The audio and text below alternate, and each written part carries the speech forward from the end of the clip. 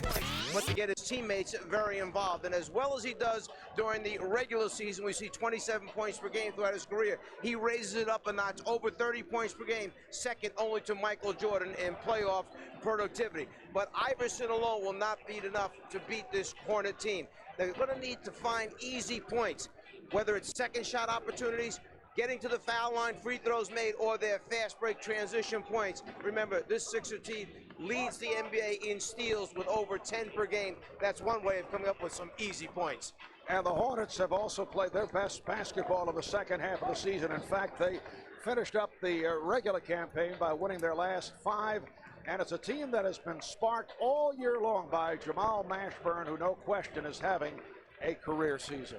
Another player who, after 10 years in the NBA, finally plays his first complete 82-game season. He's had particular success against this 76er team, taking his regular season scoring average and upping it by almost 6 points per game against the 76ers, averaging almost 6 rebounds against them and almost 5 assists per game. And for Mashburn, it was his first appearance in an NBA All-Star game. So this obviously is the focal point of the Hornets offense. The 76ers have a tough time matching up. Larry Brown told us he can't decide who to start on Mashburn at the defensive end. All right, so coming up, it's game 1 of the best of 7 and what figures to be an intense physical series. It's the Sixers and the Hornets when we come back. Looks like the Lakers were just steamrolling from the beginning of that game. Minnesota finally gets home court advantage, has an opportunity to try and do something. Unfortunately, the bad news is their first round opponent was the Lakers, and they look like they want to make it 4 in a row. Allen Iverson hearing it from the crowd. Allen averaging better than 27 a game, third of the NBA behind Tracy McGrady and Kobe Bryant. For more on Allen Iverson, let's check in with Cheryl Miller. Well, Marv, Allen Iverson has certainly had his fair share of distractions off the court. Just recently, a close friend of his was shot in the leg while coming out of a nightclub that he was at. Well, this is what Allen had to say about all his distractions. If you look at my career, it's always some type of off-court distraction, dealing with me. So I don't look at it like it's a positive thing, but I turn it into a positive because I'm used to it and I know how to deal with it now. And Marv, the one thing I know about Allen Iverson, you can talk about the distractions, the injuries, the bumps and bruises, but when it comes to the playoffs, he's focused and he always takes it to a different level. All right, Cheryl. Allen Iverson led the NBA in minutes played, 43 a game. And as you mentioned, Czar played in all 82 games this season for the very first time. He said it was somewhat of a challenge to himself. He said, I hear all the time about these players that play the entire season. I had not done it. He said, I just was lucky I didn't have any severe injuries. The worst ones, he said, I just played through because I wanted to try and get it done, playing all 82 games. The officials, Dick Pavetta, Bob Delaney, and David Jones.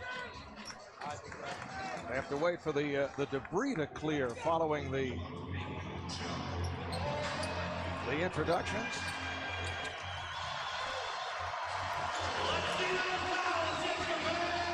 This is a 76er team that began the season at 15-4.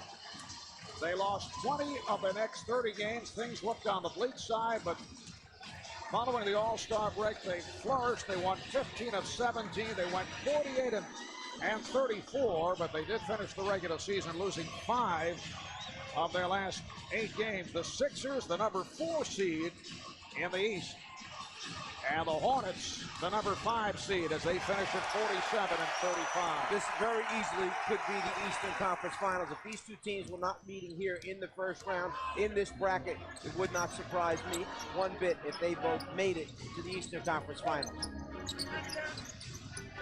And Iverson being played here at the start by Wesley. Here's Keith Van Horn open for 3. Kept alive by Snow, and he's fouled by Davis.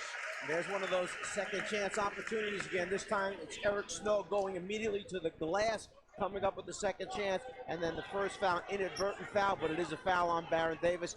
You hate to see Davis get a quick early foul in the game. Eric Snow also has had a solid season and has played well in the 3 games against the Hornets. Iverson opens up with the jumper. Seems, Mark, like all the big scoring stars in the league have taken this first game to show that they can really put numbers up on the board. Tracy McGrady today, Kobe Bryant this afternoon going for big numbers. Paul Pierce going for big numbers for Boston. And Jamal McGlure gets inside. In fact, that was a concern of Larry Brown, with Allen Iverson well aware that some of his contemporaries are putting up those kind of numbers that he might come out firing. He has been much better at distributing the basketball and getting other people involved. And here is Iverson. Well, like Larry Brown said, we seem to play our best games when Allen comes out in the first couple of minutes and starts moving the basketball, but I think he'll take those first 2 shots to get him off to a quick start. Davis being played by Snow. Coleman defending on McGlure, and a foul. It is on Coleman. You can see Iverson comes out immediately. He starts with an isolation on the right side of the floor. They love to run him across the floor, get that defender trailing. Iverson going left to right that time, hits the first jumper. Mashburn not able to hit on his first attempt, kept alive by Brown.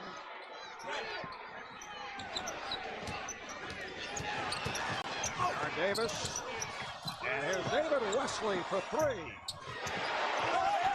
Horn able to get to the rebound. And then Horn for 3.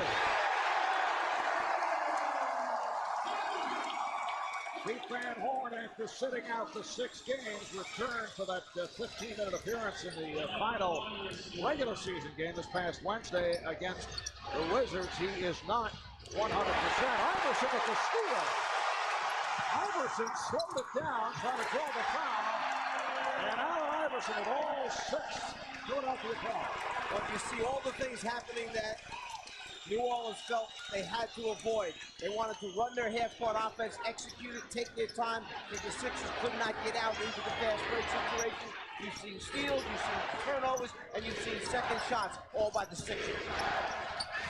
P.J. Brown. P.J. Brown, one of the more valuable players on the Hornets. 10th season out of Louisiana Tech, and will be a sought-after free agent following this season. Probably the biggest decision that the Hornets have to make at the end of this year. What to do with P.J. Brown. He's in that $7 million category.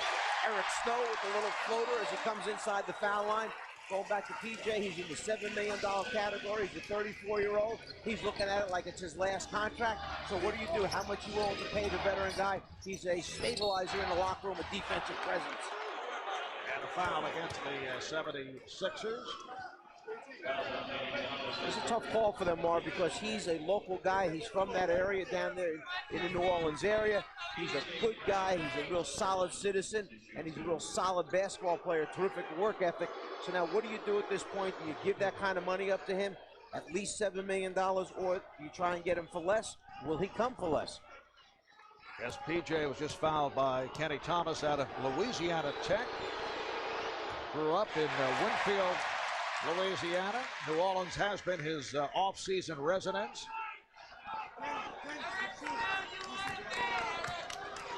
Since the All-Star break, the Hornets with the second best record in the East behind the 76ers. Hornets have gone 21-11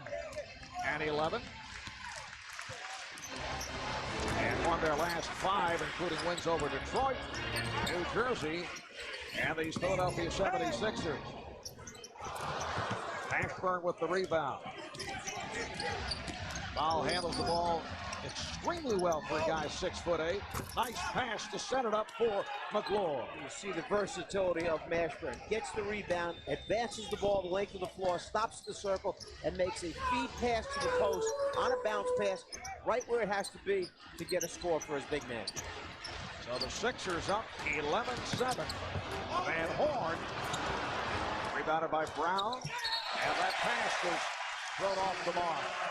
You had Baron Davis running away from the basketball as opposed to coming back to meet the basketball. P.J. Brown anticipating that he would stop in the outlet area, secure the ball, and then go. Davis trying to get going too fast.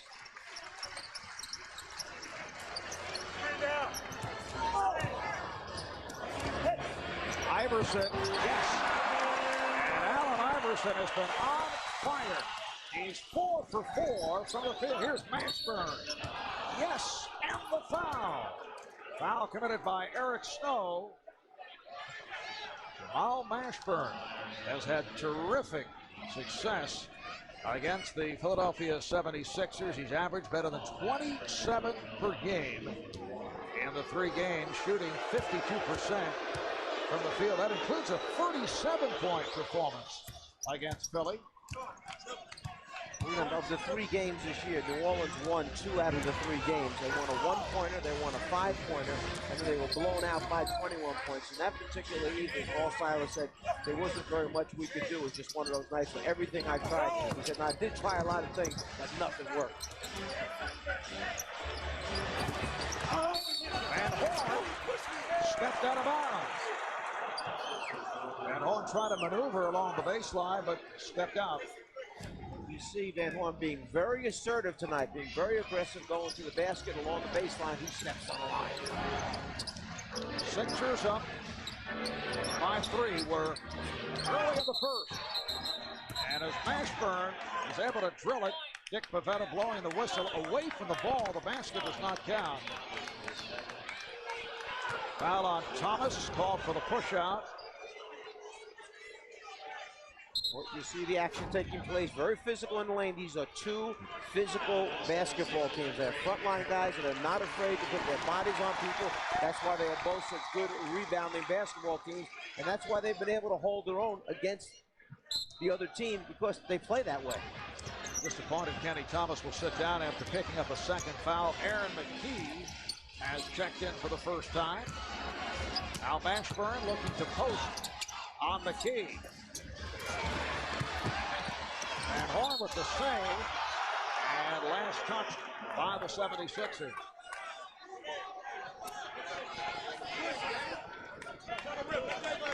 This is game 1 of the best of 7. Game 2 Wednesday night here in Philadelphia will be on hand starting 7 o'clock Eastern time on TNT. Then games 3 and 4 in New Orleans, Saturday and Monday.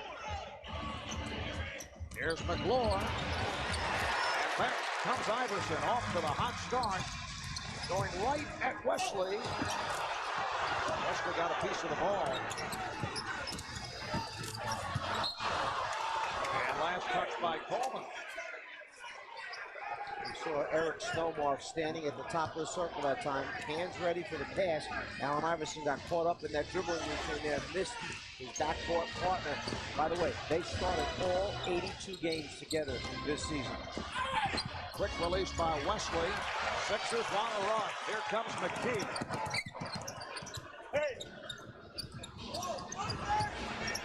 Van Horn met by Brown. P.J. Brown has always been a solid defensive player. He'll be a tough guard on Van Horn, particularly down the low post area. Wesley. Brown tried to keep it alive, but he took it out of bounds. So just under 6 remaining in this first quarter. The 76ers up 13-10, and Larry Brown takes a timeout. Allen Iverson opening up, hitting his first 4 shots. Also has 2 assists. We'll be back in a moment.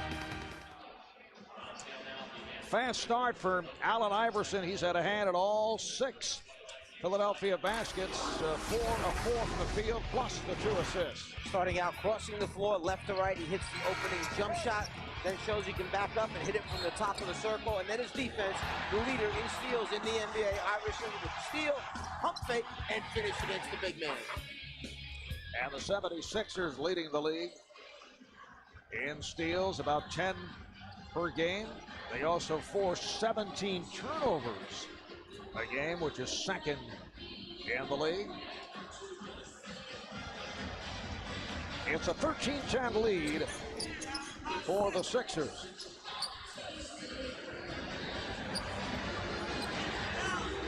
Both teams remain the same following the timeout.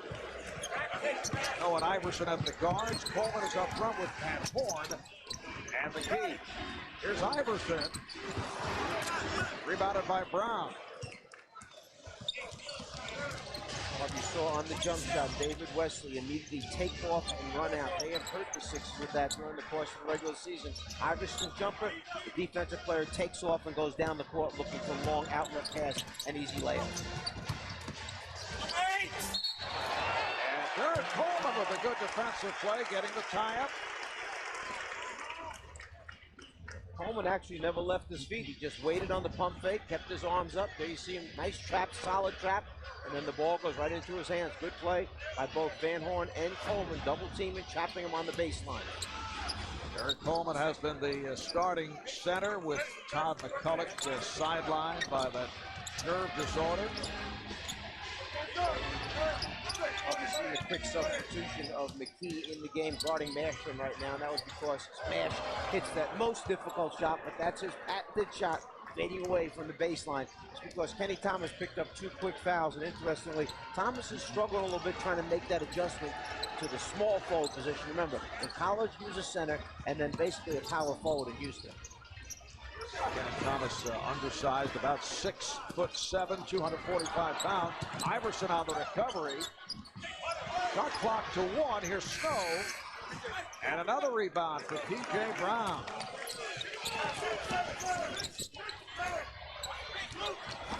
Here's Baron Davis. Wesley for 3. And back comes Coleman. Iverson for 3. Oh, wait a minute. How do you leave that guy open, that wide open? Doesn't anybody realize who he is on the floor? And both clubs now having difficulty getting shots to drop. Iverson. Yes, and the foul.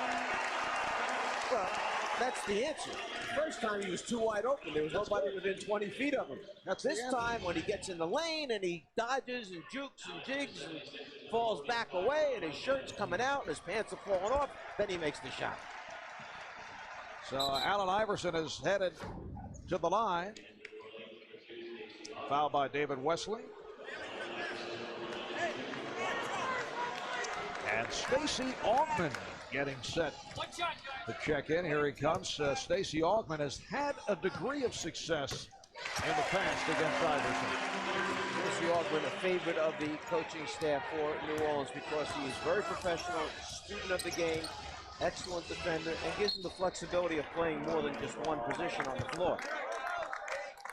You notice that we have extra room here at the table. It is so spacious, so Yes. spacious. It's without what? You stop short. Well, you cut me off, that's why. Without Jeff Van Gundy, who is teaming up with Dick Stockton. Jeff will be rejoining us in the second round of the playoffs. Augmon twisting his way. And I know you mentioned that you're much more comfortable like this with Jeff not here. Well, I can actually put my research papers down on the table and actually really read them because Jeff taking up the extra space. And an offensive foul. It's on Baron Davis. That's his second.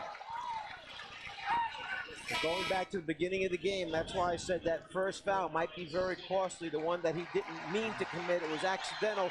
But then when you get the second one like this, pushing off, pushing into Iverson, that's where the foul is called on Davis.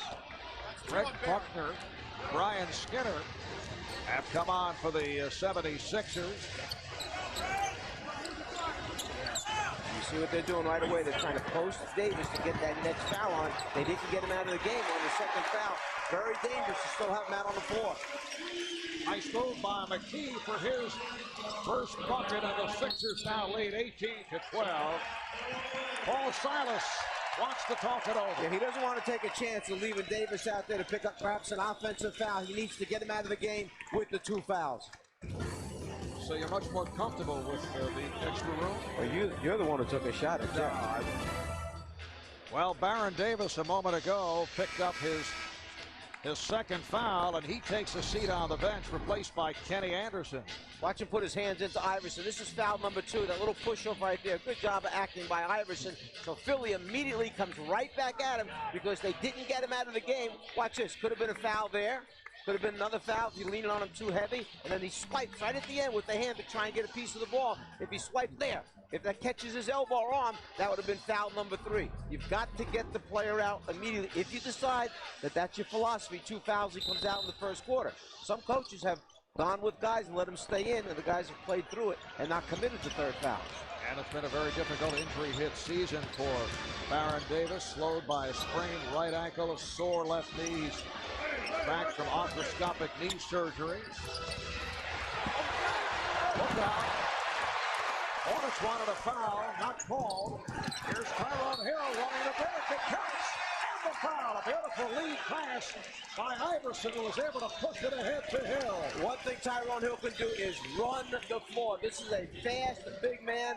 Iverson takes his time, slows up, and feels the presence of Hill. Probably a travel by Hill that time.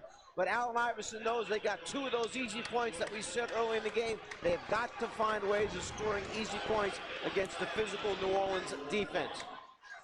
Assist number 4 for Iverson. Tyrone Hill in his second stint with the 76ers. He's added an inside presence.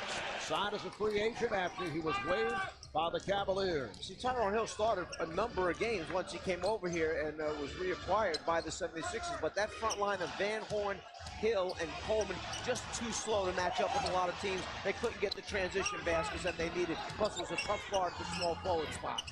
Altman gets the friendly hop that ends an 8-0 run by the 76ers. They now lead at 21-14 as we come up on 2 minutes to go in the first.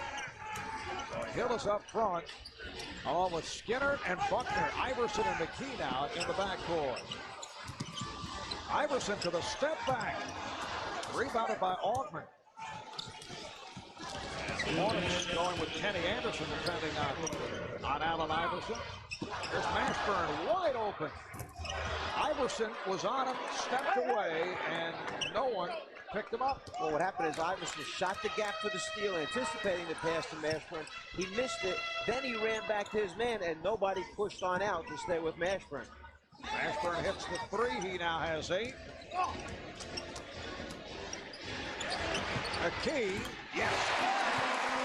76ers lead at 23-17. McKee could be the key to this series for the 76ers because they lack perimeter shooting as a whole. And he's one guy that can make perimeter shots when he gets it going.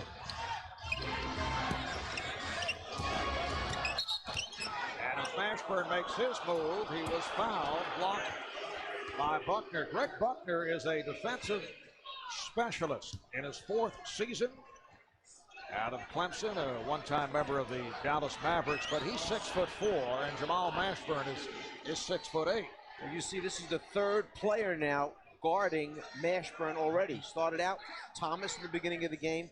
From Thomas, McKee comes in and guards Mashburn, and now Buckner is in guarding Mashburn. And that was one of the things Larry Brown had said to us prior to the game.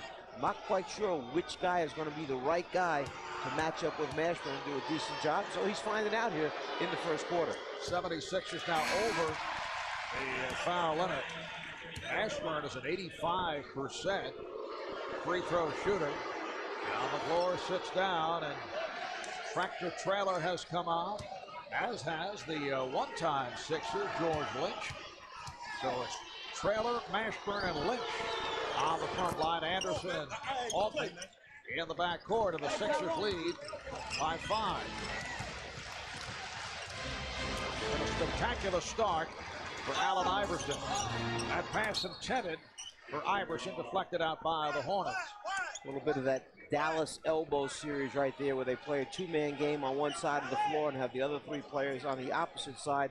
With Dallas, you see him play it with Nowitzki and Nash. That time it was Hill and Iverson. Iverson. Pass, although Hill gave it right back. Beautiful feed, and Hill is able to slam it down. Allen Iverson doing it in every category. 11 points, 6 assists. He said it, I'm coming to this series with a lot of energy. I'm so excited at having a chance of going back deep in the playoffs. Not only am I trying to score, but I want to get my teammates involved, get them good shots as well. Mashburn working hard to get that shot off. Rebounded by Traylor. Nice move. Tractor Traylor, who has picked up his play in the second half of the season. There's some concern when New Orleans traded away Campbell. When they gave away Campbell, they gave up a 7-footer that could rebound, block shots, and score. But Paul Silas said they needed Kenny Anderson much more than they needed Campbell the way Campbell was playing. And that guy there, Traylor, has brought them intensity and energy in place of Campbell. Iverson, yes! 8 seconds remaining in the first quarter. 7 points, 76er lead. Here's Anderson putting moves on Iverson. Time running out. Traylor. The Sixers with a 27-20 lead after one of the story has been Allen Iverson. Well, there he is finding the teammate, and he'll make sure that he finishes it, and it's not going to get blocked by dunking it, and then Iverson goes back into his other role, which is putting points on the board with the jump shot. 6 of 9 from the field, 13 points, 6 assists for Iverson. And we're just getting started.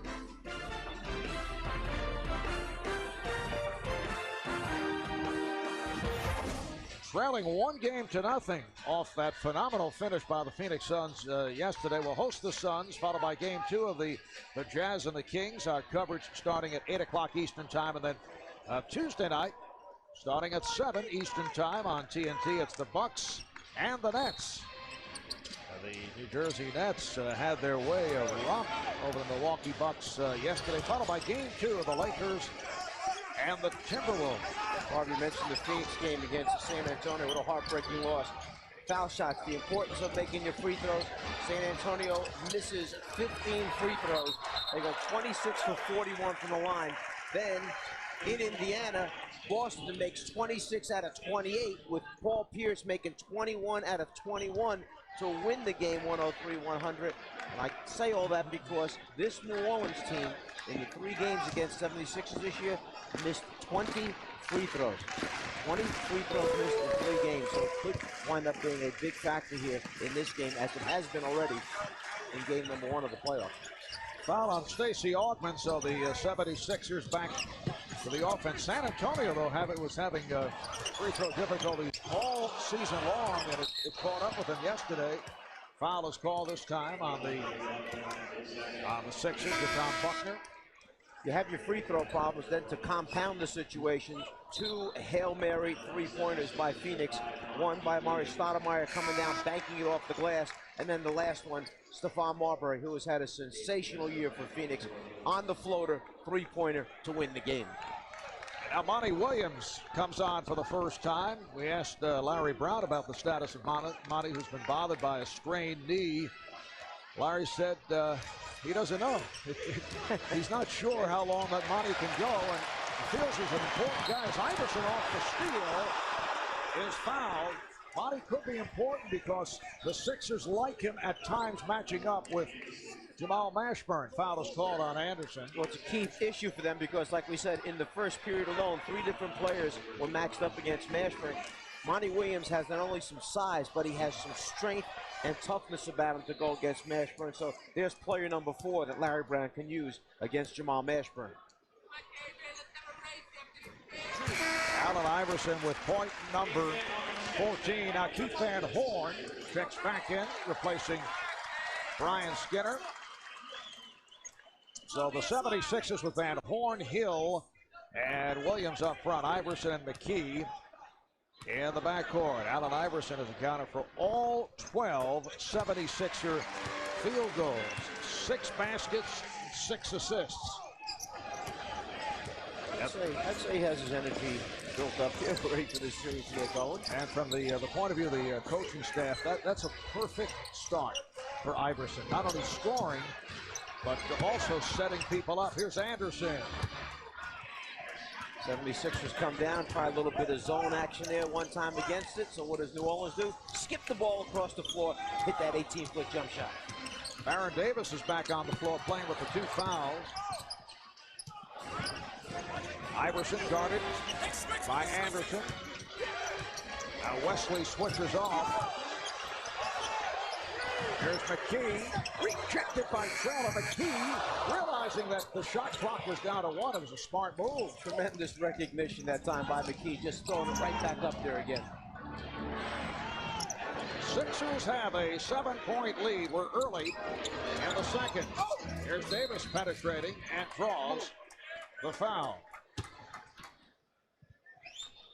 Marv, his knee problem is a result of scar tissue, and there's swelling behind the left knee, and that's why he missed one of their recent games down the stretch of the season. This guy is so tough in penetration because not only can he handle, does he have quickness, but then he has the strength to split defenders, to get in there for those off-balance shots. And the one thing he's missing right now is the explosiveness. Paul Silas mentioned to us today, you're not going to see the Baron Davis that goes up and throws the ball down on top of big people. It's a different Baron Davis. Allen Iverson hearing it from the crowd. He'll get a brief rest. So the 76ers now lead 29-23. Eric Snow has replaced Iverson. Snow and McKee now in the backcourt. Monty Williams posting up. Kept alive by Tyrone Hill, and he was tied up. They'll jump it up. Tyrone Hill, excellent offensive rebounder, knew the shot clock was down, so as soon as he came up with the second chance opportunity, he tried to go right back up with it again. You'll see Hill gets it, doesn't know exactly how much time is left, but the jump ball is called. Tyrone Hill, a member of the 76er team that went to the NBA Finals 2 years ago, and now back with Philadelphia. Once again, they go to Monty Williams on a post-up. And it's picked off by Anderson. Here's Wesley on a 2-on-1. Lifts the one-time Sixer. Able to finish it off. The Hornets within 4. I would think if you're New Orleans right now, you're not feeling all that bad because as well as Allen Iverson played, as well as the Sixers played early on, here when you look up, you're only down 4 points, and New Orleans hasn't played particularly well. Back to Traylor, able to rip it down. Paul Silas going with a 3-guard alignment. He has Davis, Wesley, and Anderson. And here is Davis for 3. Van Horn came out on Davis, but not far enough. Yeah, Davis wanted to take Van Horn off the dribble, but the second Philly defender, who was Monty Williams, stood behind him on the low block. In essence, they were double teaming him, even though there was no low block player. Offensive foul is called, so the jumper instead of penetration for Davis. Foul on Hill. And the ball back to New Orleans. An 8-0 run for the Hornets. You see Davis back up, create space, and even over the outstretched arm of Van Horn, he still knocks it down. The New Orleans Hornets with 8 unanswered points. They are now within 1. You see Allen Iverson getting set to check back in.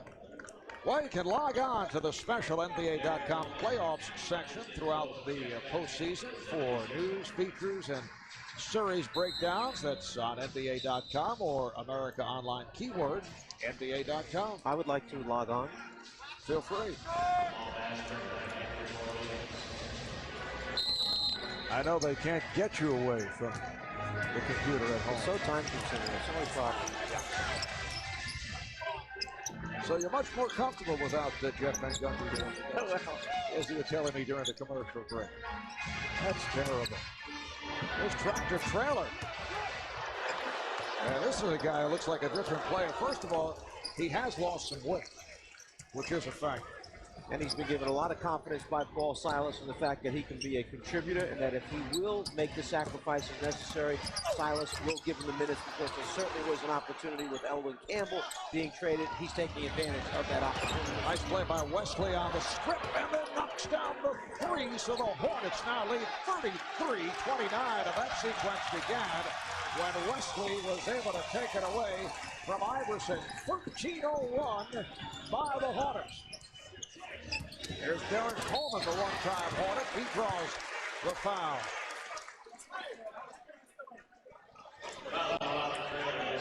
Traylor picks up the foul. Derek Coleman spent time with the Charlotte Hornets, and there was certainly tension between Derek and head coach Paul Silas.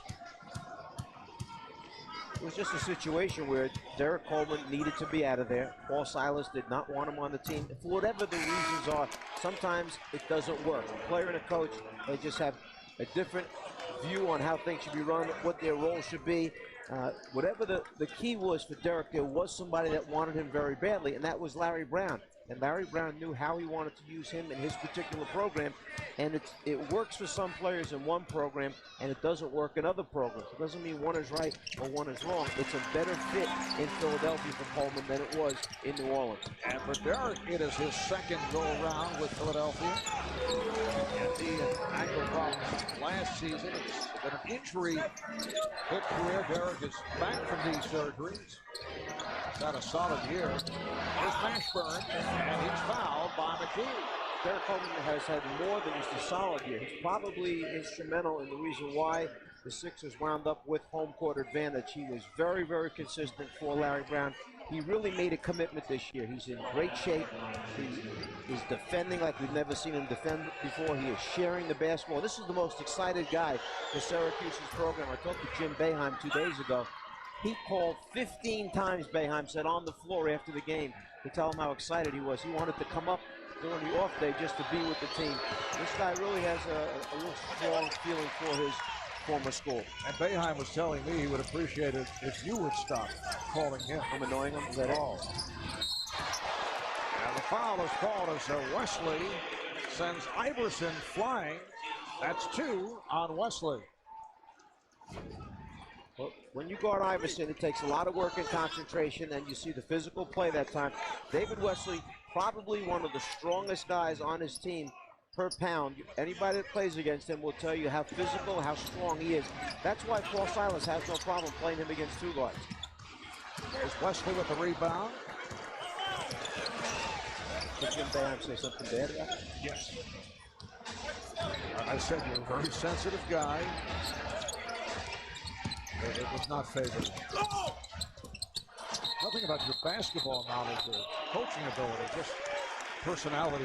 No ideas first. Yeah. Dick Pavetta with the call of a tie-up.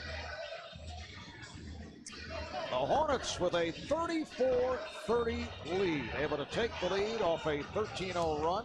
McClure and Coleman, and it's controlled by Van Horn. Iverson with a nice move. Here's Snow. And it's deflected out by Coleman. Philadelphia 0 for 7 from the field in the second quarter. Now Mashburn is back. He's up front with George Lynch and Jamal McClure. P.J. Brown is getting set to check back in. Wesley is fouled. Sixers looking for a clean block, but the foul on Iverson, that's his first. Allen pleading his case with the official Bob Delaney. We've been able to see already the physical contact that guards take when they penetrate the lane. Obviously, we know Allen Iverson is not afraid to go to the basket. We've seen Baron Davis and David Wesley go to the basket, receive the blows of the big bodies on the inside. That takes its toll over the course of an 82-game schedule. Here comes Wesley. He sees the seam. Iverson questioned the foul call. That little shove in the back was probably what was called that time by the official.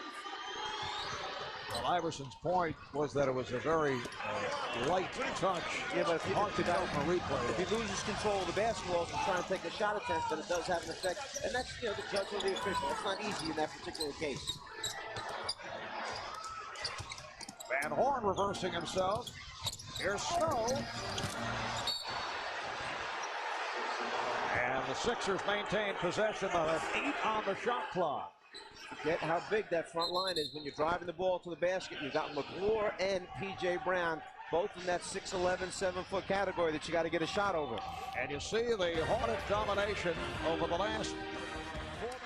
We're back in Philadelphia. Marv Albert, Whip Lazar, Mike Fratello, Cheryl Miller. There's Allen Iverson, who, as usual, is being played in in very physical fashion. Well, first he's playing defense, and he picks up a foul when he's at the defensive end of the floor. A little shove off right there. On a breakaway, he's pulled down from behind, and then moving without the ball, fouled once again, that time by David Wesley. So physical play versus Allen Iverson. He takes a beating and keeps coming back for more. Iverson with the superb first quarter had 15 points, 6 assists. 6.5 remaining in the first half. Hornets up by 6.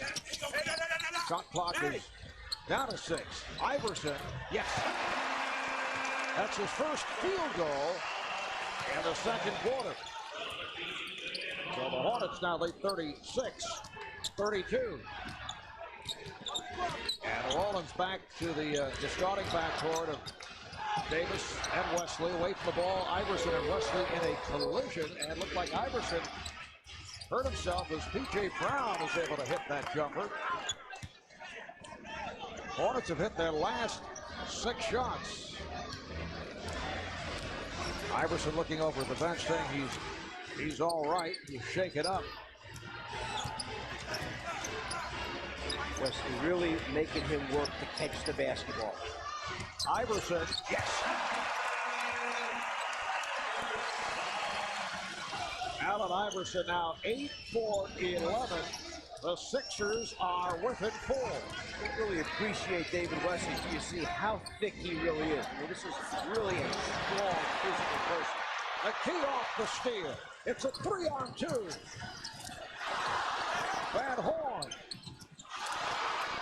Van Horn able to recapture. And they have the new shot clock. He probably gave the ball up a split second too soon. If he could have held it just a second longer, it would have been easier to finish the play off. McKee. And McKee facing the double team. Brings the Sixers within 2, and McKee has 6 points. Just under 5 minutes remaining in the first half. Game 1 of this best of 7 Eastern Conference quarterfinal series. P.J. Brown getting position. Looks like Derek Coleman got a piece. McLaur is stripped. And McLaur ends up on the floor along with Snow. And the foul is called on Jamal McLaur.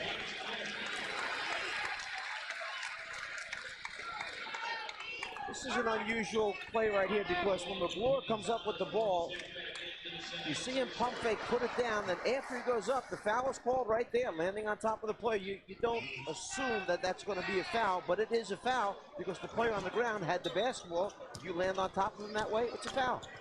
Hornets over the foul limit. Eric Snow will go to the line. Eric Snow has really picked up his scoring this season. And against New Orleans in the 3 games, averaged 11 points, 7 assists. You see, he shot 50% from the field. He's an 86% free throw shooter.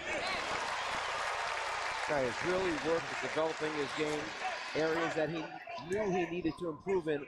One which was making open 17, 18-foot shots. He worked and worked and worked at it. Has become a much better player because of all the hard work. Larry Brown telling us that it's the best season Iverson and Snow have had as a combination, as a backcourt. So it's easy to play all 82 games together. Starts there. Brown. And last touch by McLaur. See, it takes a special person like Eric Snow, his mentality to understand what it's like playing alongside of an Allen Iverson, because Iverson basically has a green light because he is such a great scorer. You have to give him that freedom. And sometimes there are shots he takes that you know he could get better shots, and Snow has been able to put up with that. Handles it well. Beautiful pass by Iverson, but Thomas was blocked. Here's Davis. Offensive foul. The basket will not count. And that's 3 on Baron Davis. Baron Davis putting his head down, the power and strength of the New Orleans guard, but there's nowhere to go here. And Snow very good at moving his feet, keeping his body in front of the ball handler. Foul number 3 for Davis. He'll go to the bench with 3:57 remaining in the second quarter. Kenny Anderson will come on once again So Davis has played 15 minutes. He's attempted just one shot. He hit it. 3 assists. Very quiet first half. Iverson setting it up for Coleman. There's Wesley and Snow able to dribble the charge. Sometimes you've got to understand, Mark, who you're playing up against, who the guy is. If you're playing Minnesota and Joe Smith is standing in front of you, you know he's going to take a charge. If it's Philadelphia and Eric Snow is around, you know that he's quick enough and good enough to move his feet, get his body in front of you, and he's willing to sacrifice and take it for an offensive foul. So the Hornets with 4 turnovers their last 5 possessions. Paul Silas calling for time. When McGrady goes for those kinds of numbers, that kind of performance, he's good enough to beat them by themselves in the series. Coming up on 3.5 remaining in this first half, the Hornets and the 76ers tied at 38. Here's Iverson. 8-0 run by the 76ers. Allen Iverson, 21 points plus 6 assists. Let's check in with Cheryl Miller. Cheryl? Well, more about the last time out, Coach Silas was really encouraging his team to just settle down and execute, stay solid. And as far as their tempo is concerned, we can run, but we have to be smart about it. Back to you guys. All right, Mashburn not able to hit the 3. And the foul is called. P.J. Brown making contact with Allen Iverson. So the foul on Brown, and the Hornets are over the foul limit. Well, Cheryl mentioned a very important point that Paul Silas just made to his team about settling down. You can see on 2 or 3 of the players' faces frustration. Baron Davis is frustrated. Jamal McGlure is very frustrated right now with some of the calls that have gone against them. They need to understand it's a long game, first game of the series, and Paul Silas did a very good job. If that's the information he's passing on, that he notices it as well. Get your head back in the game and settle back down. Allen Iverson, a 77% free throw shooter. And now David Wesley sits down, and Paul Silas goes deep into his bench for Courtney Alexander. Allen Iverson has accounted for 15 of the Sixers' 16 field goals. That's because of the 6 assists, along with the 9 field goals for 23 points in all. Probably has gone to Courtney Alexander, who was not initially in that 9-man rotation because he's looking to get some scoring with Baron Davis out of the game. Alexander, very athletic, can put points on the board. Eric Coleman able to squeeze that rebound, and hearing the applause. Here's Iverson running the floor, then kicked it back. He had no angle, and he's upset with himself. New Orleans very upset with the fact that they can't get a whistle when their big men are down in low post area going up strong. Iverson may have had a shot himself going to the basket that time. Instead, he was looking to kick it out. There was no one there. And that is a kick ball, last touched by Monty Williams. There's Tyrone Hill checking back. Hill coming on for Thomas. 76ers now lead 42-38 with 2:28 remaining in this first half. Mashburn is up front now with McGlure and Brown. Alexander and Augman in the backcourt. So we'll see Mashburn handle the ball quite a bit. Here's Augman. Stopped by Hill. And then a foul is called. 76ers are over the foul limit. And that may have come as a result of all the plays from the inside where New Orleans did not get a call. That contact, that time called by Tyrone Hill, leaving his feet just enough and getting those arms out there to initiate some contact on Stacey Augman. Are we labeling that as a makeup call? Did you say we? We meaning you. I was trying to take you off the hook a little bit. And put me into your category? Exactly. No, I don't think I'm going there. All right, coming up on the Verizon Wireless Halftime Report, Bernie, Kenny, and Charles. We'll take a look back at the Lakers and the Timberwolves and the Magic and the Pistons. Sixers up 42-40. Snow was tripped up, and he's called for a travel. And the small stuff that Stacey Augman will do for you as a defensive player. He'll get after it. He'll force some turnovers and willing to get on the floor and get after loose ball situations. He's an energy guy. He's a glue type of guy for a basketball team. Hornets are down by 2. 2 minutes remaining in the half. Alexander over Iverson. Skinner able to come away with it, and again Snow hits the deck, and this time a foul on Augman. Yeah, Augman got his foot underneath Snow's foot. Snow caught the ball, went down. That's the foul right there on Augman. And Marv, you notice what's happened right now because of the change in lineup by New Orleans. Mashburn winds up out on top. He becomes the point forward, or you can call him point guard if you want. He's handling it. He's making decisions. They're running high pick and rolls for him because both Wesley and Baron Davis and Kenny Anderson are on the bench right now. Eric Snow at the line. Philadelphia 76ers 48-34 in the regular season, the number 4 seed in the Eastern Conference. Started the season at 15-4, then lost 20 of their next 30, and then turned around and flourished after the All-Star break. Larry Brown telling us he thought they were bad when they were 15-4. He said they had a favorable schedule at the time. He weren't good. He could not get stops at critical times, but he's satisfied with the way they have played in the second half. When you look at these teams' records, Philly 48 wins, New Orleans 47 wins. Both of these teams against plus 500 teams, 19-25 for New Orleans, 19-23 for Philadelphia. They took care of their business against the sub-500 teams, 27-10 New Orleans, 28-10 for Philly. Mashburn, played by Williams.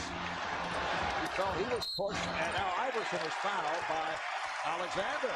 These are unnecessary fouls. Committing fouls in the backcourt, putting Philadelphia on the foul line. You do not want to do that. You want to be aggressive, but you want to be smart. You don't want to give any easy points away in these playoff games. Courtney Alexander acquired from the Washington Wizards the day before the draft for the Hornets' first-round draft pick. He was actually brought in to match up against the numerous top-flight big guards in the Eastern Conference. Well, tomorrow on NBA TV, it's Game 2 of the Celtics and the Pacers. Boston coming away with Game 1 at Conseco Fieldhouse. Coverage starting at 8:30 p.m. And then on Wednesday, it's the Magic and the Pistons in a Game 2 matchup. That'll be NBA television at 8 o'clock Eastern Time. 4 teams thus far that were the lower seeds have wound up winning first-round games. Boston, Phoenix, Orlando, and the Lakers this afternoon. Now 14-2 run by the 76ers. You think this new format of 7 games in the first round has given an advantage to the lower seeded team? No question. I heard Kenny Smith talking about it last night in the studio, and I agree. I think there's a feeling of less pressure in Game 1 as opposed to a 3 out of 5 series, because they can come in and you can feel more comfortable.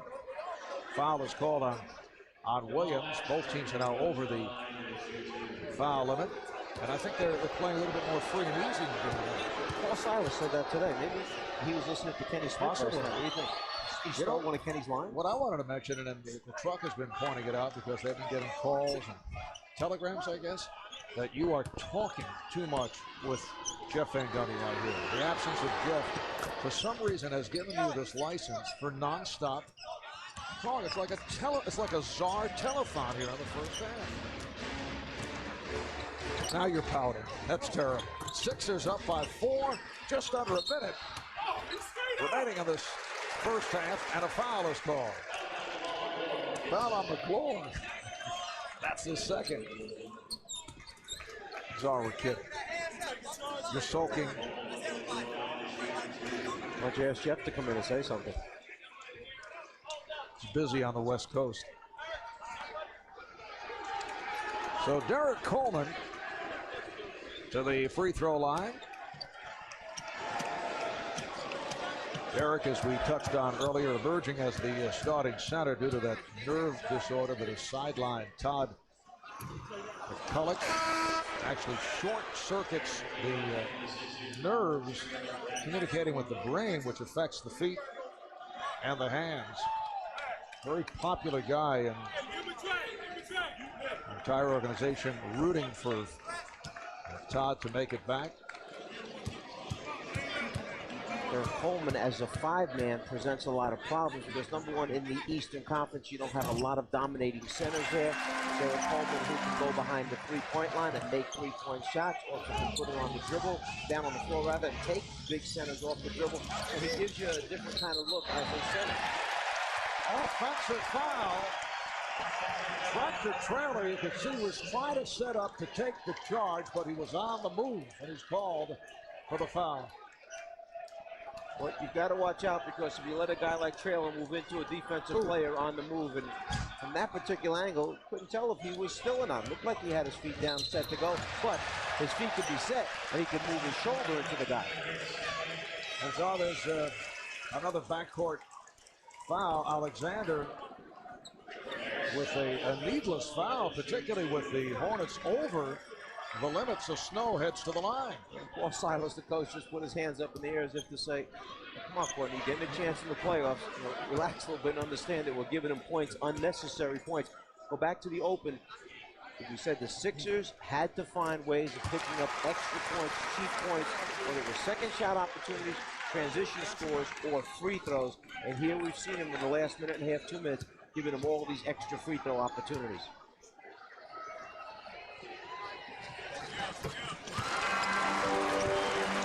Sixers lead 49-42. And some pressure to steal by Snow. Took it away from Altman. Here's Williams. Rejected. And Lynch with the rebound. Crowd looking for a foul on the Hornets. Don't have a point guard on the floor right now, so after the made free throw, New Orleans had a tough time getting the ball in bounds because that point guard mentality is not out there. It's Mashburn making those decisions. Oh, what a move that was by Jamal Mashburn. 14 points for Mashburn. You like that decision? Let me just take it to the basket and score it. That'll solve that. 76ers up by 5. Altman defending on Iverson. 4-second differential between the game clock and shot clock. Iverson pulls it back. Lynch with the save. Final seconds of the half. Alexander cannot get the shot off.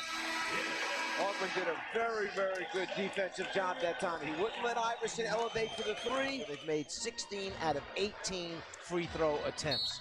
Now the Hornets, an outstanding rebounding team, but the Sixers held them to only one offensive rebound in the second quarter. They had 4 in the first half. These are two very good rebounding basketball teams. New Orleans, number 8 in the league in overall rebounds, number 4 in offensive rebounds. So that's a great job by Philly, just giving them one offensive rebound. Iverson and Snow in the backcourt, Coleman, Van Horn, and Thomas up front. And a call against the Sixers. It is on Van Horn, an offensive foul. We've seen a lot of offensive foul calls tonight, haven't we? Many more than you normally see. And that's because I think that the officials feel that these are two physical teams. We had a couple people at halftime say, gee, it's like a football game out there. The officials trying to keep control of this game right away, so they're calling those offensive fouls. Aaron Davis, very quiet. He's playing with 3 fouls, and the foul is called. It is on McClure. That is 3 on McClure. Let's go to Cheryl Miller. Thanks a lot, Marvel. Coach Solid says there are 3 things we have to do well in the second half. Number 1 is kill the parade at the free throw line. Number 2, a better job on Allen Iverson. And number 3, better execution in the half-court offense. Coach Brown said, thank God for Allen Iverson. We better get more guys involved in the second half. All right, thanks, Cheryl. It's been a parade to the line by both teams. 18 free throws by the Sixers, 15 by the Hornets. As Van Horn reaches for that rebound, a foul is called. That's his second. A lot of whistles. The 76ers have picked up 14 personal fouls, and the Hornets hit for 17. A minute gone by in the third. P.J. Brown, Jamal McClure, Jamal Mashburn on the front line, Baron Davis, David Wesley in the backcourt. A wild shot off glass by Mashburn. New Orleans takes some very difficult shots during the first half. And you see another tough one that time by Mashburn. Mashburn at halftime was 4 for 10 from the floor, so now he's 5 for 11 for 16 points. Coleman getting the step. Nice change-up move by Derrick, who comes up hobbling and looks to race back with McGlore's trying to hang in. 76ers with a 51-46 lead. Mashburn again. What a turnaround for Jamal Mashburn, making it back from a nightmare season. He missed 42 games in the regular season a year ago with a stomach injury, a sprained abdominal muscle, which led to vertigo. And he's come back with his best season in his 10-year NBA career. That's the first bucket for Kenny Thomas. Paul Silas mentioned that he is on medication, and the medication obviously has worked for him during this most successful season. All 82 games for the first time in his 10-year career. Mashburn again.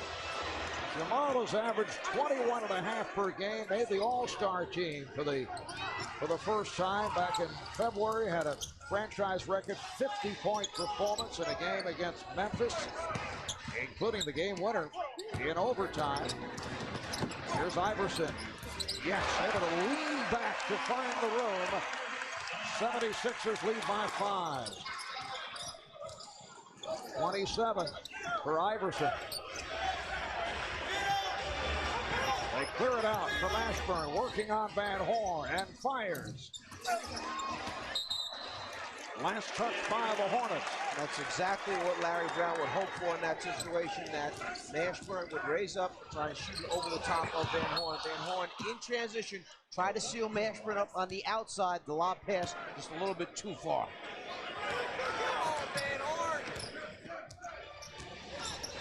Hornets at one point led by 6. They had a 38-32 lead, and then they outscored New Orleans 17-6 to end the half. There's Iverson feeling the physical play again, and still able to hit and draws the foul. Mark, see, that basket comes as a result of the quick shot from Baron Davis. Baron Davis came down, launched a three-point attempt that was no good. Then you see Iverson take the contact, the toughness to fight through it, still elevate, concentrate, and finish the play. Foul committed by Brown. That's his third, 3 apiece on Brown, McGlore, Davis, and Wesley. See, that's what Cheryl was talking about when she mentioned what Paul Silas said coming out at halftime. He wants him to stay within the offense longer, execute better. You can get a quick hurry shot at any time. McGlore set up by Wesley and fouled by Coleman. But see, there's the difference right there. 1 or 2 extra passes, which leads to a high percentage shot, and now McGlore will go to the free throw line. Penetration, bring the next defender, drop it off, and now you've got your big guy attacking the front of the rim. Coleman not allowing the easy basket, sends him to the foul line. Jamal McGlore in his 3rd season out of Kentucky, a 72% free throw shooter. He is the first Hornets center in the 15-year history of the franchise to actually start all 82 games. His productivity has really picked up since the trade of Eldon Campbell. He took over that starting center position on a full-time regular basis, knew that it was his, and he's done a very, very good job. This is a hard-working youngster. He is a restricted free agent at the end of this year, so New Orleans has the right to exercise that option and keep him for 1 more year, but he's their big man of the future. Iverson with a rainbow, and back comes Mashburn. Sets it up for 3. Here comes Snow. It's a 3-on-2. Van Horn. Thomas with the rebound. And the bucket. See, that's what Thomas is so comfortable, because he's played in the lane close to the basket throughout his collegiate career and his early years in the NBA with Houston. Coming here, Larry Brown is hoping to move him more to the small forward position, but he's very, very comfortable in the lane around the basket. Here's Davis for 3. Coleman with the rebound, able to work his way against Brown and McGlore.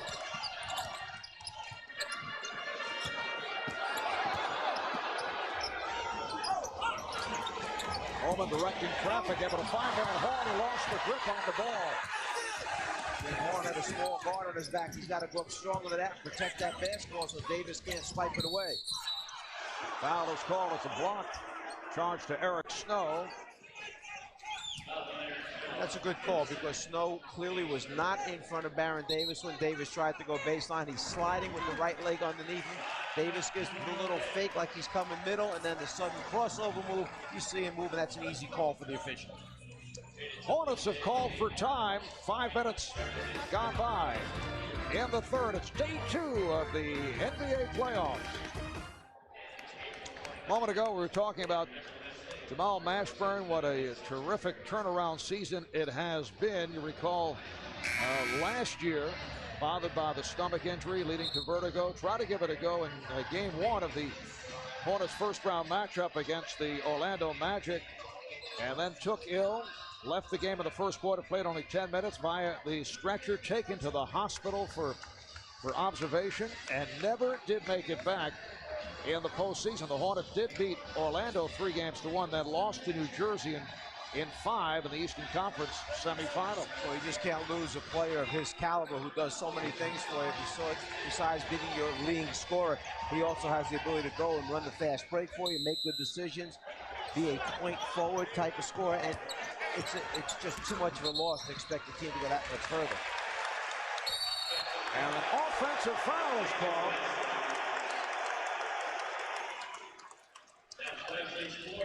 It is on Wesley, and a technical foul was called. Number 4 on Wesley, discussing that call with the official, Bob Delaney, and David Wesley immediately hit with a technical, so Eric Snow will go to the foul line. The Hornets, a franchise that has never made it past the second round of the playoffs. The 14-year run in Charlotte ended last year in negative fashion, attendance dropping to all-time lows. At one point, Charlotte Hornets led the NBA in home attendance, but there was turmoil, bitterness between the fans and ownership, so here they are in New Orleans. And in the first round of the playoffs, trailing the Sixers here in game 1 by 10. Well, you have to give Bob Bass a little bit of credit, who is here in attendance tonight as Baron Davis launches it, hits it. But Bob Bass has done an excellent job of maintaining good enough players to keep this program afloat. They never dropped off the edge of the table. Remember some of the players that have gone through this program, from Iverson foul going down the lane. Talking about Larry Johnson, Alonzo Mourning, and Glenn Rice, and Vlade Divac, and a lot of great players that they've had. But when they moved him on or traded him or through free agency, he has maintained good enough players here to keep him going back. This is the 4th straight year to the playoffs under Paul Silas. He's done a heck of a job for him. And how about Paul Silas, when you consider what he has dealt with, the death of Bobby Phills, a couple of years of friction with Derek Coleman, 3 huge trades, last year's injuries, and the move from Charlotte to New Orleans. You tend to forget that Paul Silas became the head coach when Dave Cowens decided he was going to up and walk away from the team halfway during the season. So in 4.5 seasons that he's had the team, he has 208 regular season wins, which is the most in the history of the franchise for a head coach. Paul Silas named April's NBA Coach of the Month for the Eastern Conference. Hornets winning 6 of 8. They won their last 5 of the regular season. As Augment, who just came on for Wesley, forcing and hits.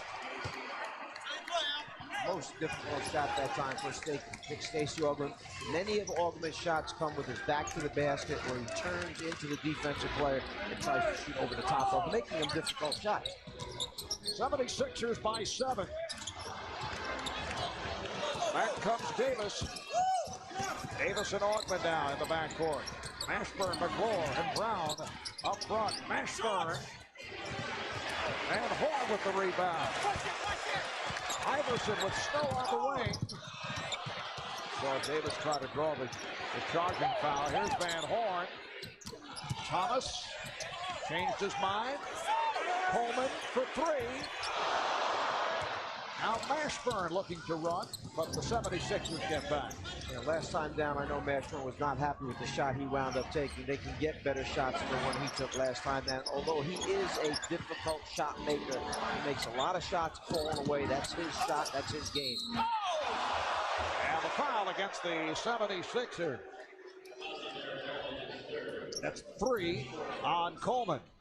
The intent of Davis here the entire time is to draw contact. Once he turns in, he's going in. There he puts his body into the defensive man, protects the ball, initiates the contact, and now goes to the free throw line for 2 attempts. And there's no question that Baron Davis is well under 100% in terms of his health, slowed by a sprained right ankle, a sore left knee. Missed 32 games in all with knee and back problems.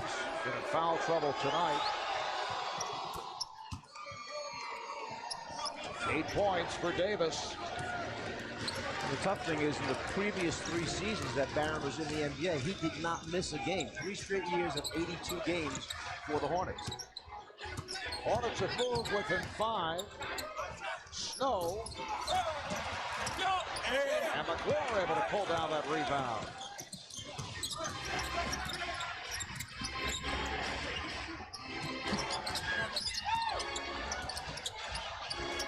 Try to work the pick and roll with McGlory.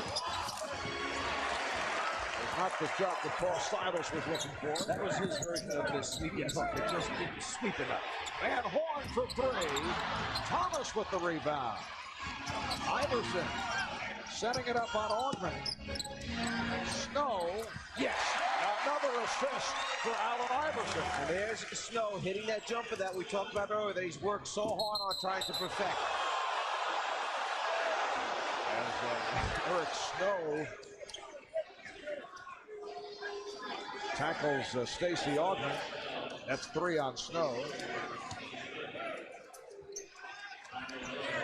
And the 76ers now over the foul limit. You see Snow get that hand in. Augman goes down, then Snow ties him up, draws the jump ball, and then just kind of lands on top of him with a friendly gesture. So Stacey Augman at the line. Tomorrow, right here on TNT, it's the Spurs hosting the Suns, followed by Game 2 of the Jazz. And the Kings coverage starting 8 o'clock Eastern Time. Then Tuesday night, starting at 7 Eastern Time on TNT, it's the Bucks and the Nets, followed by Game 2 between the Lakers and the Timberwolves. Lakers taking Game 1 in Minneapolis, 117-98. That was earlier today. Here's Snow with a nice move. Kobe Bryant led the Lakers with 39. Shaq had 32. Kevin Garnett with 23 points. Sixers up by 8.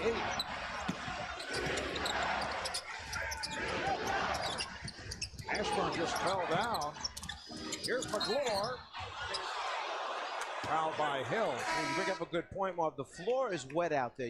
Now they got some of the young guys out there with the mops sweeping it up, but there's been so much physical contact and guys going down on the floor.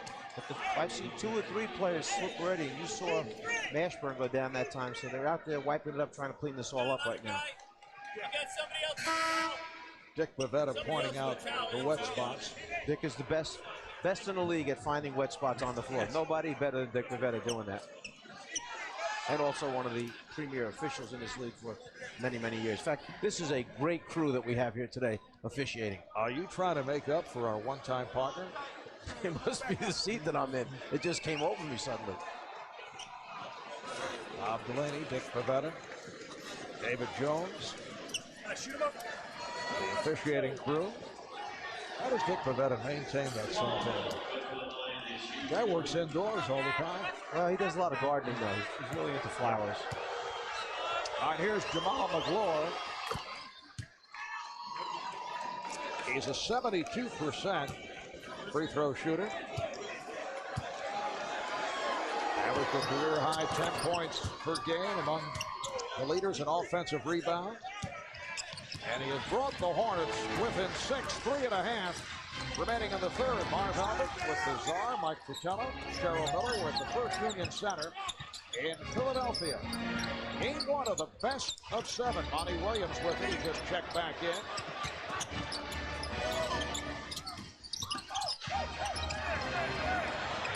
Shot clock to 1. Iverson got it away. And a loose ball foul on Thomas, who came surging over the pack.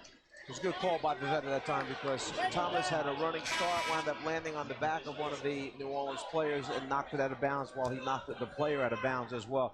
Let me just say one thing about that shot by Iverson. Many times you get teammates that complain about how many shots a certain guy takes on a team.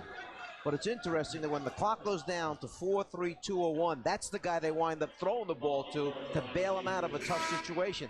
Because there are certain players in the league that have the ability to get a shot off when they have to get one off, and you need those kind of guys to win games, guys who can create shots for themselves and for their teammates. So I know you had many questions regarding those wet spots on the floor, and Cheryl Miller has the answers. Let's go to Cheryl. You know, Marv, I do anything for Mike. And Mike, one of the other reasons why the floor is so slippery, last night the Philadelphia Flyers played, and they didn't want to remove the ice underneath. Game 7 is Tuesday night, so that's why there's a little slipping and sliding out there. Just trying to help Cheryl. You know, I thought I saw guys kind of skating around the floor here. Flyers and Leafs in an excellent playoff series. I know you've been following it very closely, Czar. See, now Cheryl understands how annoying you can be when you just jump in on top of trying to help. lines. Yeah, just trying to help. Here's Skinner, just check back in. Monty Williams. Shot clock down to 2. Skinner. 76ers lead is just 4 as we come up on 2.5 remaining in the third. Cheryl, being from California, has not seen much ice. Oh, gosh, that's really something. All right, here's Davis with the reverse. Rebounded by McGlure, and he is fouled. So the Hornets coming on. They trailed by as many as 10 points. Foul on Hill. That's his 4th. Timeout taken. 2:21 remaining in the third. Back in Philadelphia, Czar, we were talking about this just moments ago. Keith Van Horn thought that he was fouled and did not get the call right here, and then had a conversation with the official, Dick Bavetta. Excuse me. How did he not hit my hand? Excuse me. We talk over here, not in the middle of the court. Under control. If the ball goes up in the air. The bottom line is I am not sure. I probably missed the call. That's all I can tell you. I'm not into the ball going up and down. I missed the call. I'm going to tell you what, we're going to come right back to him. Okay? That's my bad on that. So I know I speak for the entire staff when I say this. You can learn from that. You can own up to your mistakes. Dick Bavetta just did a great job of diffusing the anger, the venom that Keith Van Horn had. What he did is he said to him, you know what, Keith, you're right. I missed the call. I made a mistake. Mike Woodson, the assistant coach, jumped in and said, okay, we're coming right back to him again next time, hoping that Bavetta would blow the whistle next time down. There's Mike Woodson. Okay, the smart assistant trying to jump in and help out. But see what Dick Bavetta did. See, something you could learn from. He made an angry person calm once again. You know, I don't think he missed the call. I don't think so, but he knows he didn't miss the call. I thought Van Horn lost the grip. He did. You've lost your grip a few times. Sixers up by 4 points. Iverson finished it off here in the third quarter. Coming up on 2 minutes remaining in the third. Mashburn being played now by Buckner. There's Mashburn spinning his way on Buckner and draws the foul. It's a blocking foul on the Sixers. Foul on Monty Williams. Try and take a look to see if the defender coming across on the rotation is outside the red line. He's not. Block is called. It's a good call. Mashburn at 85% free throw shooter. 21 points for Mashburn. Here is Robert Tractor Trailer coming on for Jamal McGlure. The last 8 points by the Hornets have been at the free throw line. The Hornets are down by just 2.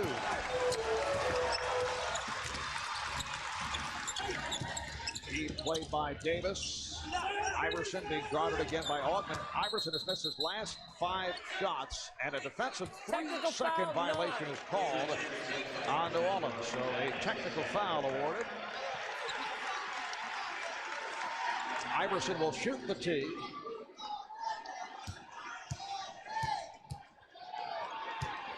Iverson 9 of 10 at the line.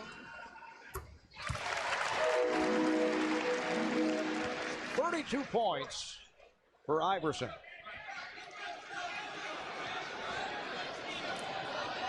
'76ers with a 67-64 advantage.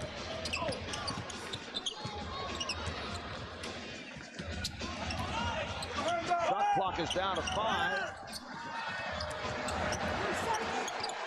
Williams lost it. Here's Davis off the spin. Davis goes all the way.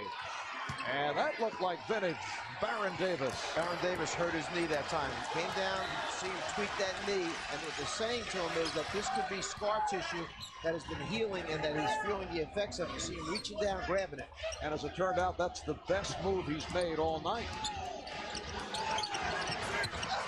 1 minute left in this third quarter. Buckner with a rare shot, rebounded by Traylor. I would say that Silas may have to think about getting Davis out of the game if he's limping this badly. If it's affecting him as much as it seems to be affecting him right now. We've got the quarter ending soon, so I'm sure they'll talk to him at that time. If Barron tried to hang in there, foul is called on Buckner, the third. Sixers over the foul on it. The steal takes place by Baron Davis. Now, when he comes down the floor, is it on the spin move where he pulls back there? Or is it after he plants and pushes off for the layup and he comes down right there that he feels the effect and the knee? Well, David Wesley walking over to the scorer's table. He'll come on for Baron Davis. Watch on defense right now. He has no movement right there. He is really struggling. You can see him.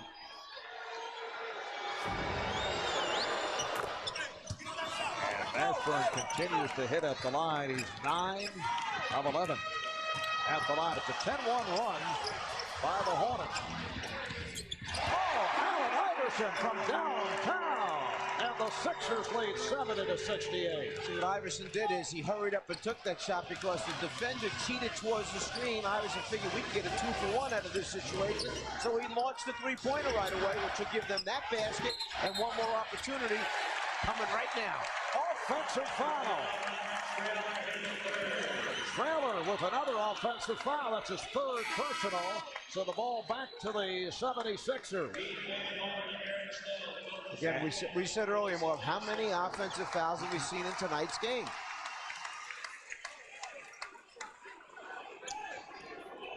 Larry Brown putting in some of his offensive players. Keith Van Horn has checked in. Eric Snow is back.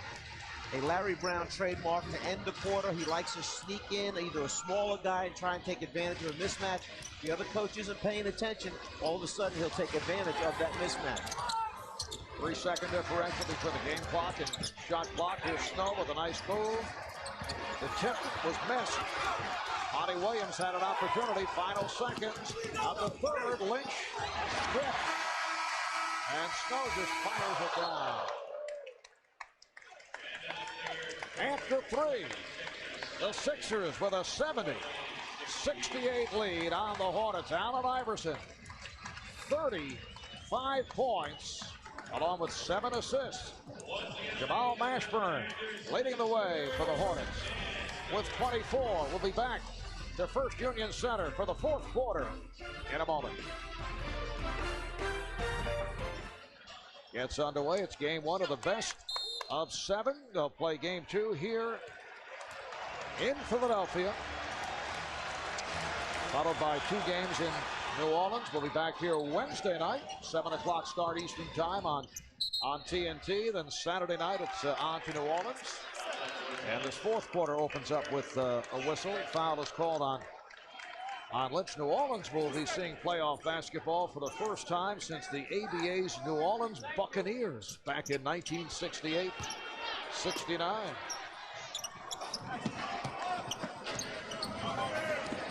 Aaron McKee, Eric Snow, Allen Iverson, and a three-guard set for Larry Brown, and Iverson gets it going. So Allen Iverson now has 37.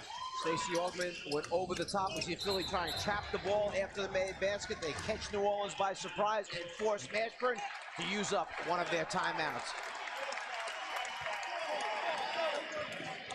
In fact, the Hornets are forced to use a full timeout. Sixers lead by 4.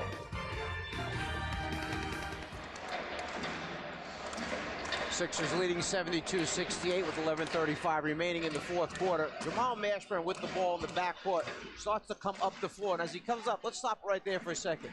Keith Van Horn notices that his man is way back here. So as Mashburn continues to dribble, he's going to take a shot and run over to double team it from the blind side behind him. Watch Mashburn's feet. Does he pick up the pivot foot? Pivots left, right, change, and again, Larry Brown wanted the travel call. He was right. Instead, New Orleans got the timeout. And Czar, in that final minute of play in the third quarter, we saw Baron Davis come up hobbling for more on Baron's condition. Let's go to Cheryl. And Marv initially came over to the bench and he was pointing to the outside of his knee. They quickly started icing it down. That's when Davis called over to his physical therapist, D'Artagnan Stamps, to really start working on it, massaging it to loosen it up. And that's the main concern, is that that left knee may tighten up in the fourth. All right, thanks, Cheryl. Baron Davis has had his problems. The basket will count and a foul. He's been out with a sprained right ankle, a sore left knee. He's missed a total of 32 games because of the knee, ankle, back problems in a rough season for Baron. Coleman on the foul is fourth. It's a three-point play, and the Hornets are within 1. Credit David Wesley for making a great bailout pass. He had jumped in the air anticipating one thing, had nowhere to go, was going to come down for a travel, and at the last second dropped it off.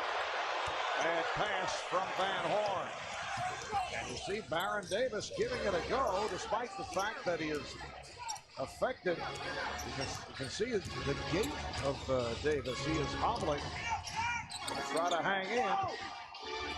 So Davis and Wesley in the backcourt. Nice pass from Wesley, and Lynch is fouled. It's about the third pass that New Orleans has had an opportunity to catch and finish. That one, Lynch almost lost control of it, grabbed it just enough to force the defender to foul him rather than give up the layup. That's 4 on Snow, so the Sixers with 4 apiece on Thomas, Coleman, Snow, and Hill. George Lynch, one-time Philadelphia 76er, only a 55% free throw shooter.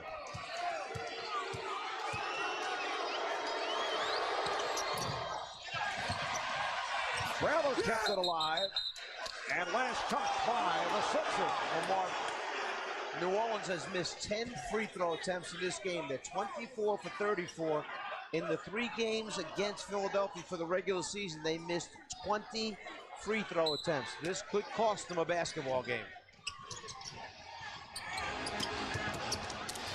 Wesley trying to set it up for Lynch.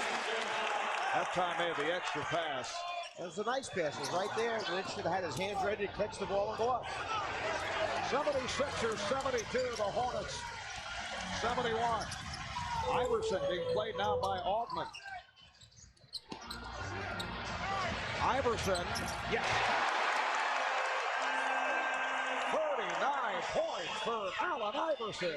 Augmon keeps going over the top of screens, and Iverson keeps fading to the baseline for the open jump shot. This might be a good time to lock behind him and trail him and force him to curl off that screen. And the offensive foul is called on the Hornets.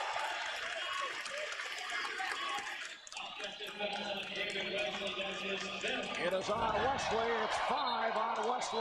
Watch it. Augmon goes over the top of Coleman. Iverson fades.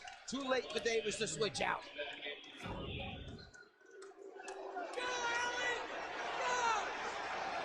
Jamal Mashburn has just checked back in. David Wesley will sit down following a discussion with Dick Pavetta. Here's Iverson. It's picked off by Davis. You can see cannot move. Leading Lynch. But what a look by Baron Davis. Well, Davis realizes that he can only do certain things to help this team right now. One of them is not be real creative in dribble penetration, but he certainly can advance the ball with a pitch ahead pass by keeping his head up. Sixers lead by 1. And Horn stripped. Look out, Altman is fouled. So what you have on the floor right now for New Orleans, as you look at their team, you have toughness out on the floor. Lynch, strong, physical, and tough. Traylor, strong, physical, and tough. And Augment, that defensive mindset, that toughness that he has. So Paul Silas has gone for some toughness to get some rebounds, get some stops. Foul was called on Coleman. That's 5 on Derek Coleman. He'll sit down, replaced by Tyrone Hill. Ball back to New Orleans. 9:37 remaining. In the fourth quarter, Allen Iverson is the only 76er to score the last 6.5 minutes. I think what we just saw Paul Silas do when he went down the bench there, I think he was trying to calm down David Wesley. Basically, Dick Bavetta spoke through Paul Silas, saying that he's heard enough talk. He doesn't want to hear anything else come out of David Wesley's mouth. Technical now could be critical in the game, so he kind of spoke to the head coach saying, let your guy know I've heard enough, and that's what Paul Silas did.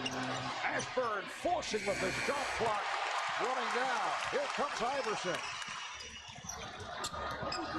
Well, I would say the only problem for New Orleans right now with Baron Davis struggling the way he is and Wesley on the bench, where are they going to get points besides Mashburn?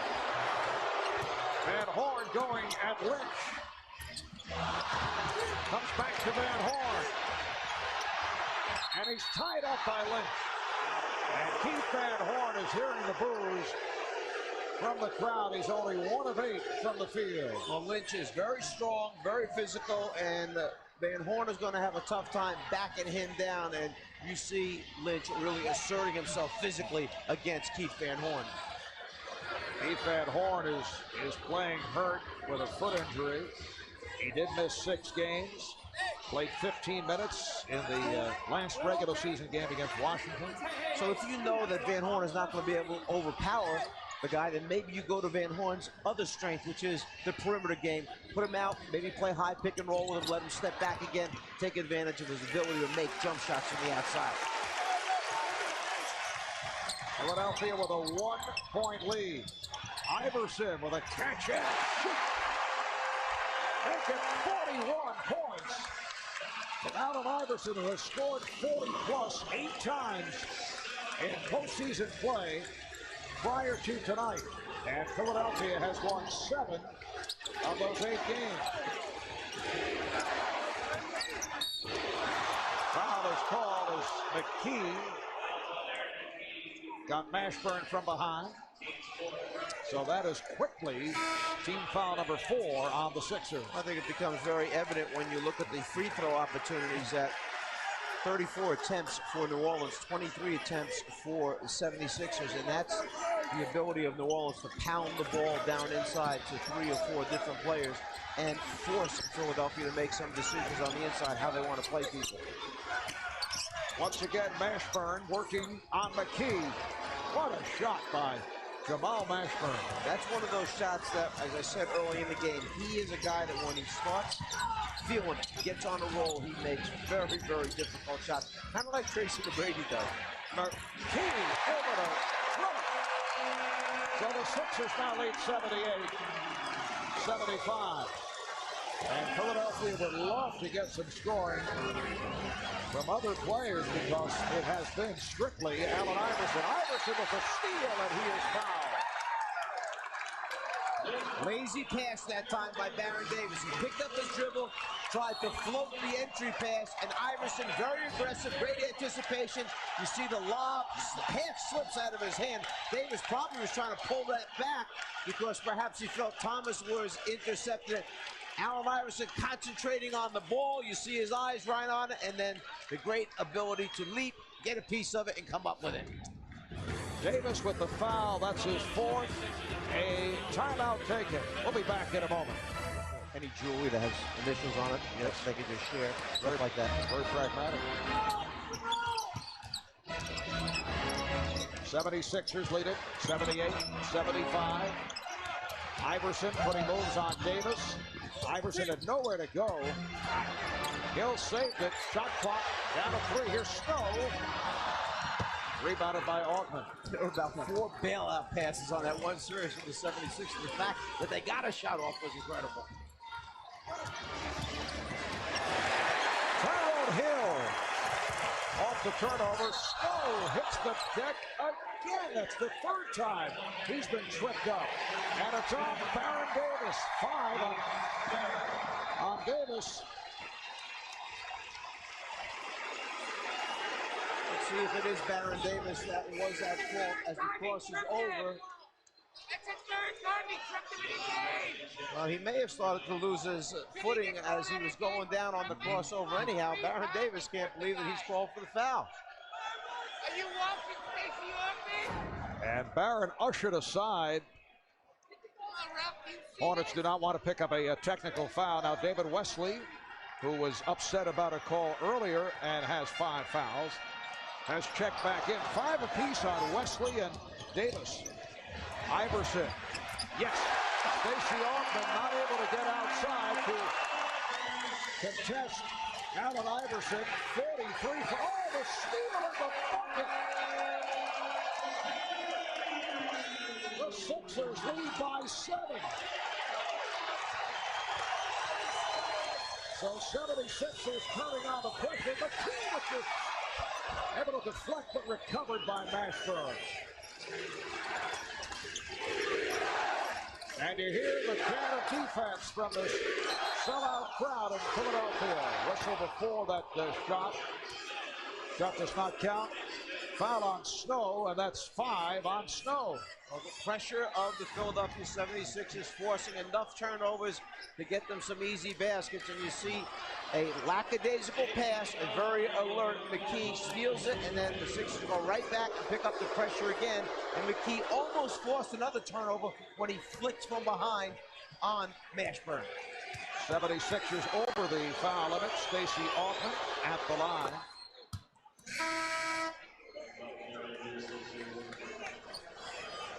And now Snow will sit down. Buckner is back. Philadelphia up by 6. Coming up on 6 minutes. Remaining on the 4th. Game 1 of the best of 7. Game 2 here Wednesday night. And we'll have it for you on TNT starting 7 o'clock Eastern time. And then the scene will shift to the Big Easy. Nice play. Beautifully done. Make it 45 points for Iverson. That's just offensive execution. Nice cut that time by Allen Iverson. A slice cut going from right to left. The late pass. Nobody there to help for New Orleans on defense. Mashburn being played tightly by Hill. Here's Lynch from downtown. George Lynch hits a 3. Huge basket that time for New Orleans by George Lynch to get them right back in the game. So suddenly, from a 7-point deficit, they're right back at 4. Iverson giving away about 8 inches on Stacey Altman. And again, Iverson sets himself up for the shot with a spin. Oh, what a play by Buckner, but Hill could not get to it. And the ball back to New Orleans.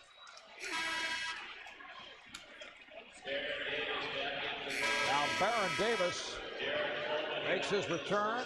Derek Coleman checks in. Coleman playing with 5.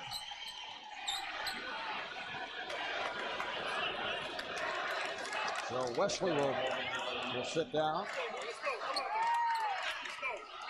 5 fouls apiece on Davis and Wesley. 5 on Coleman, 5 on Snow. Thomas with 4. Almost that free arm push off. Iverson doing a pretty good action job. Remember, Davis is much bigger, much stronger, weighs more than Allen Iverson does. Here's Altman. Brown with the tip. Nice play by P.J. Brown. So 2 big plays by 2 guys that you wouldn't expect that particular time. Lynch with the 3-pointer. P.J. Brown tipping in the opportunity to bring this game back to 2 points. Iverson with a head fake. Can't find the shot. Here's McKee getting the step. 76ers 86. The Hornets 82. That's too easy. We've seen Iverson lay it up on a reverse layup, and that time we see McKee go down the lane and lay it up. Somebody's got to protect the front of the basket for New Orleans. You got P.J. Brown in there. You've got Auburn around the basket. A battle between Brown and Hill. Lynch. George Lynch, who hit a three a moment ago, able to hit that baseline jumper. Lynch off the bench for 9, and the Hornets within 2 points once again. We're just under 4 remaining in the fourth as Iverson is tripped by Augment. So that's 4 on Augment and the 4th team foul on New Orleans.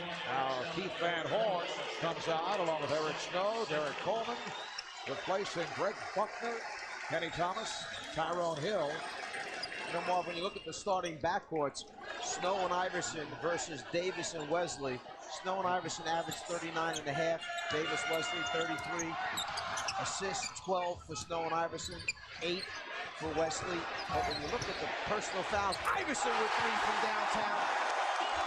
3 of the 4 starting guards all have 5 fouls right now in this game. The only one that's not close is Allen Iverson. He only has 1 personal foul, but he does have a bunch of points. 48 points for Iverson. Shot clock to 5. Mashburn. And McKee able to get to the rebound. Allen Iverson's career high in postseason play, 54 against Toronto, May of 2001. Iverson, what a move! Another 3 for Iverson! 51 points for Iverson, and the Sixers lead 92-84.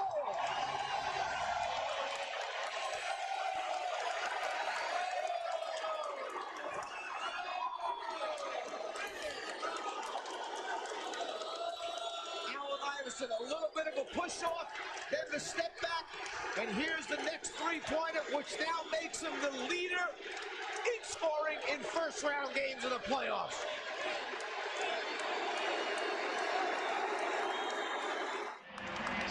All right, so here's a look at tonight's Lamisil Lessons in Footwork. Change of direction by Allen Iverson after he passes it. Watch it. He fakes going right, jam, change direction, and a reverse layup. The Lamisil fancy footwork play by Allen Iverson. And we have seen some prolific performances in the game 1 of the playoffs. Well, Allen Iverson just moved to the top of that list with 51 points. Dirk Nowitzki had 46 points. Luke Grady with 43 this afternoon. Pierce going 21 for 21 from the foul line, goes to 40. And Kobe Bryant probably backed off a little bit and only getting 39 this afternoon. Allen Iverson with 20 of the Sixers' last 26 points. He's hit the 50-point mark in postseason for the 3rd time in his career. His playoff high is 54. His career high, 58. 2 minutes, 40 seconds remaining in the fourth. Mashburn tried the 3, and Van Horn able to scoop it up. That's 10 rebounds. Van Horn has done a nice job off the boards, although he has not shot well. Sixers in possession. They lead by 8. Iverson trying to lose Augment, and he's called for the offensive foul.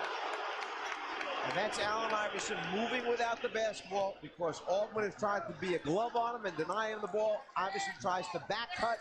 One's over the top of Stacey Augment. Only the 2nd foul on Iverson. Iverson with 16 points here in the 4th quarter. He's hit 7 of his 8 shots. A remarkable performance by Iverson.